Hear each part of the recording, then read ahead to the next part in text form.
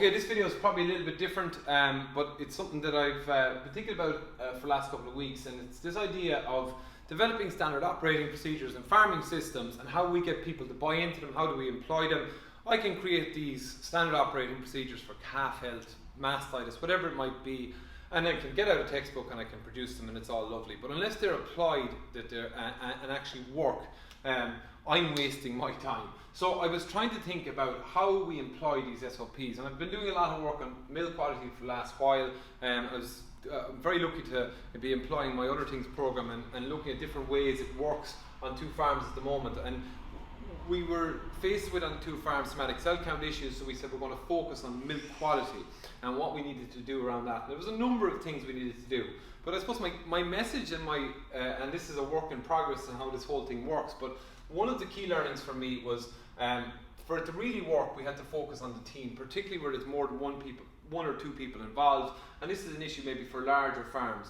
So we had to clearly identify, and the whole team was involved in this, on why milk quality improvement was so important to the farming business, from a profitability point of view, from what we're actually trying to achieve on the dairy farms in itself.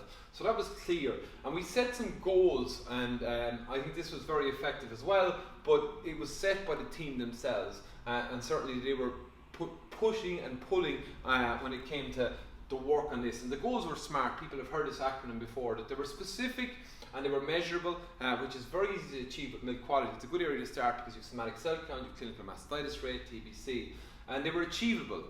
We could do this, and they were realistic goals, and that they were over a time frame. So we set the goals, the team set the goals, they bought into it, and what we were going to do to achieve these was important, and the team was going to do that. So the somatic cell count problem, we set a traffic light system for identifying the problem cows first of all, and what we were going to do with those problem cows, and then it was all about stopping the spread and keeping somatic cell count low. And obviously milk routine becomes really important. So there you have the background to it, that we had to set up an SOP for 2 farms on milking routine and what was going to work. Now again, I could have taken out the book and I could have produced a milk routine based on what I thought was the best thing to do.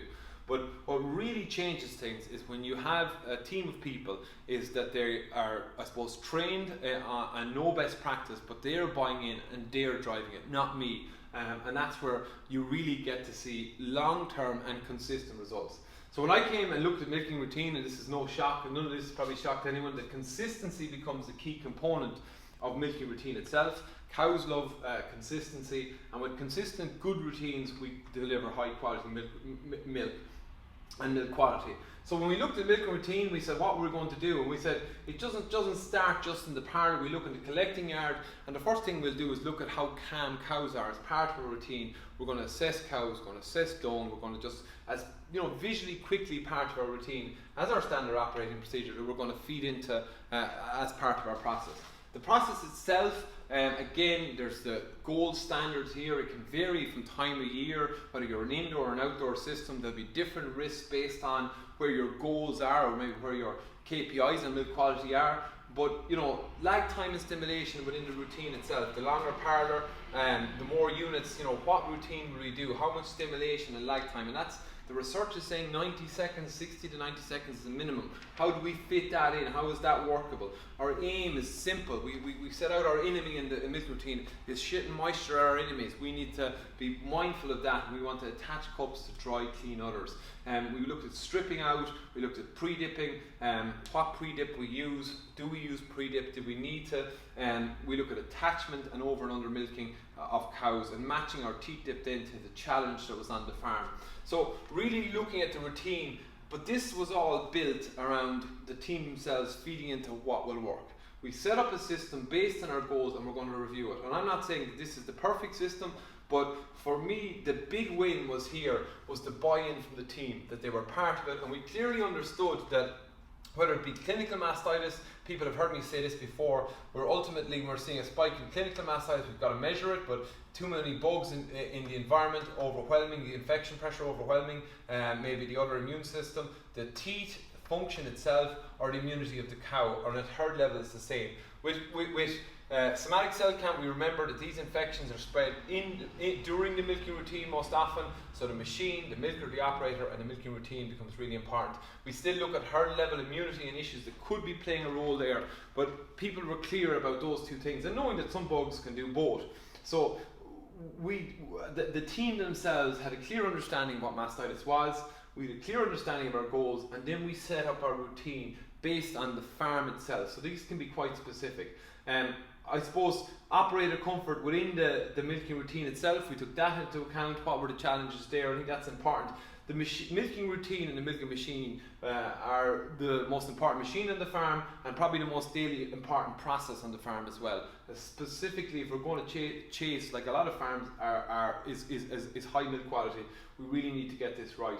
And I suppose we asked the question of the people working in the parlour, you know, do we have to milk cows or do we get to milk cows? You know, is the motivation right? And I know this is probably something, probably a broader subject, but if we look at one of the challenges on farms is labour, and it's getting harder and harder to get labour. So do we need to flip this on its head and look at the opportunities to bring labour in, if we're training them, if we're providing the right working environment, if we're setting goals and building effective teams? There's always, of course, the monetary returns for people's investment and effort in the work that they do. I think that should come in larger farms, because there is room for this when you're building highly effective teams who are people who are going into the milking routine and capable of looking at cows, assessing them beforehand, doing the right job here and heading towards that goal. I think it's something we need to flip on its head a little bit when we look at labour, that this is not you know, the lowest paid, anybody can do this our job. It's the most important job from a farm production profitability point of view, possibly. So we need to get it right, we need to get the right people in there and have them effectively trained and have them clear about what the farm is trying to do. Now, not everybody will agree with me on that, but I think that's where I would see this whole thing going if we are going to really change that idea of labour being an issue on farm. That yes, we don't have to milk cows, we get to milk cows, and people who buy into this process and are involved in it are much more energised, they're much more I suppose happier, and don't underestimate the power of motivation being just solely financial, and that's my experience. So that's a little bit on milking routine, but I think it's the idea, for me, I wouldn't quite say it's a eureka moment, but it's certainly something that I'm increasingly look at, that, you know, all these things, when I started looking at mastitis, it was about the tubes, the treatments, then I moved to prevention, and now trying to understand in farming systems how we get effective change, keep it consistent, what are the drivers here, how do we build good farming teams that are bought into the process, that are going to deliver real results, not just for the farm, but for the cows, for better animal health, and for overall production and profitability. So that's my thoughts on that. That's it.